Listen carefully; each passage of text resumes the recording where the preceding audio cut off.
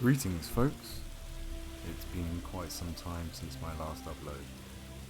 Um, I have got Wild Rift content coming. I'm just figuring out the minutiae. I appreciate it's been a long break, and I'm really happy that you guys have stuck it out. Our channel's still slowly growing, despite my lack of effort, by the looks of it. But I thought I would quickly hit you guys with a Witcher build today, for old time's sake, while I'm still figuring out how to get my Wild Rift uploads up. And in other news, the channel's had a bit of a rebrand, because Vulpecula Media was a little bit too, what's the word? Fancy? Complicated? Contrived? Convoluted? Synonyms? And so I changed it to Vulpine Champion, because it's just me. And Vulpecula Media sounds like something it isn't. So, other than that, let's crack on the build. So, what we've got here is what I'm going to call the Freezing Winds build. It's an endgame build for the DLCs, so it's the kind of build you want to put together before you go into, say, New Game Plus or even New Game Plus Plus. Is that a thing? I've never got that far. So, all in all, I think you need 84 skill points for this. I could be wrong, but so you will need to have completed the game to get this full version. But I think it's worth doing. I definitely think if you're preparing for New Game Plus, it's worth doing. And it's really fun without being crazy broken like a Euphoria build, but also not quite as challenging as some of my canon, quote-unquote, canon-esque builds. So let's crack on. Right, so we are using Grandmaster Swords Feline School.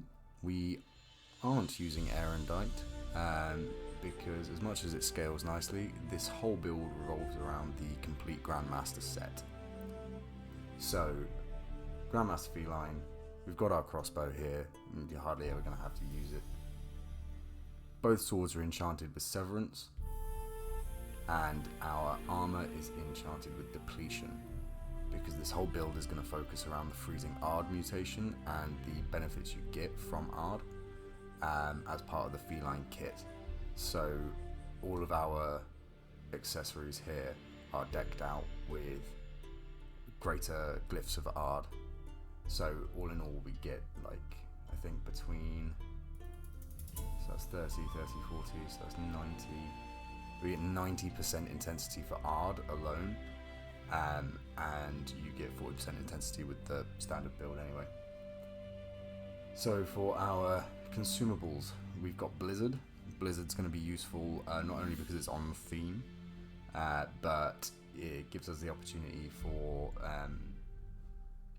more whirling, which we'll see in the skill point build is going to be important. Echidna Decoction. So that as you are consuming stamina, you build vitality, because all feline builds are a bit glass cannon-y. Ekimara Decoction, same thing.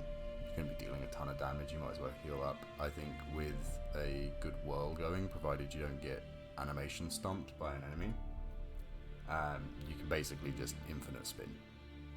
Infinite spin. And then Superior Tawny Owl, just to keep our stamina up. I don't have my pop filter on, so I imagine my keys are sounding pretty aggressive. I will stop doing that.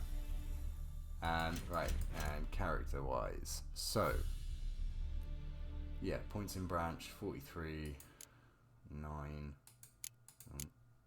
13. Quick maths, I can't do it. It's high, it is late game. And you also need these 3 unlocked. You can do it with just 2 though. You can do it with just 2. But if you want Delusion for that quality of life goodness, then yeah, you're going to want 3. So fast skill tree all the way down to whirl, and then we jump over to rend and sunder armor. That's because when we are using our northern wind bombs and the piercing cold mutation itself, that gives us the opportunity for a strong attack, but we're not going to be using strong attacks normally outside of freezing targets. So not a lot of point in getting your what do they call this one? Strength training and crushing blows. Not a lot of point in that. Functionally, crippling strikes is useless other than for flavor if you're into making people bleed, because I think it's a given. I think it's a lame ability.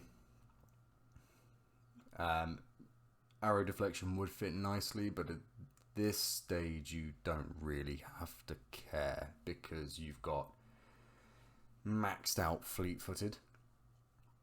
So long as you're dodging and playing the build right, you don't really have to worry about arrows. And we have counter-attack maxed out as well, just because, oh man, I love this skill. It's probably my favorite skill in the swords combat tree, sorry. So after every counter-attack, next attack deals 30% extra damage per skill level, so 90% extra damage, and is a critical hit, which matches lovely with the benefits from the feline kit as well. And then in adrenaline we've got resolve, so we don't have to reset our adrenaline points if we do get hit, and razor focus to give us that bump in generation. I did the bump thing again. Fuck. Far-reaching Ard and Ard sweep. That's it. Obviously you get delusion because it's useful in the early game and it gets you here. So if you're building this from scratch, like new game, and this is what you want to work towards, then yeah, get delusion. But you can forgo it. It would probably in early game take the place of Sunder Armor and Rend, because they aren't as important if you're playing the build right. And then lastly we've got our Alchemy branch, which is heightened tolerance. It explains itself, same with acquired tolerance, so that we can use our sexy decoctions and get us all vascular. And then protective coating, I think this might be my favourite non-broken alchemy mechanic. It adds 25% protection against attacks from the monster type that you are oiled with, and that is super useful for glass cannon builds because monsters are harder to parry / can't be parried. Also in an Ard build, some monsters don't get blown back by Ard. They're too heavy. So you kinda have to be, a little bit more durable than just plain out the gate glass cannon builds. So mutagens, just matching, and self-explanatory really. Let me just,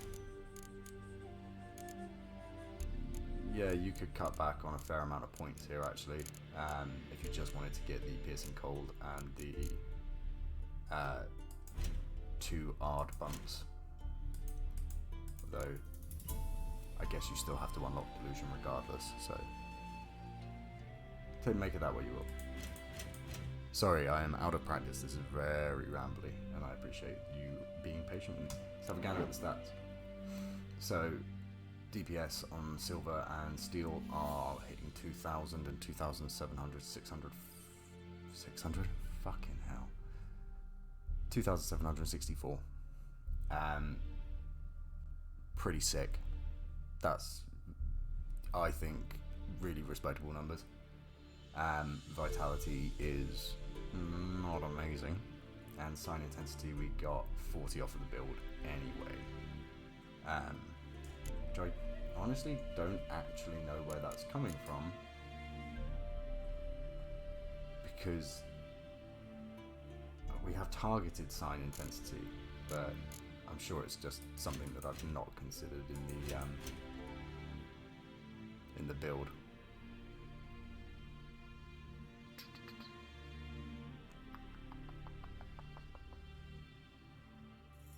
No.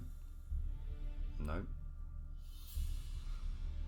Comment below if you can figure out where that 40% sign intensity is coming from, because I have no idea.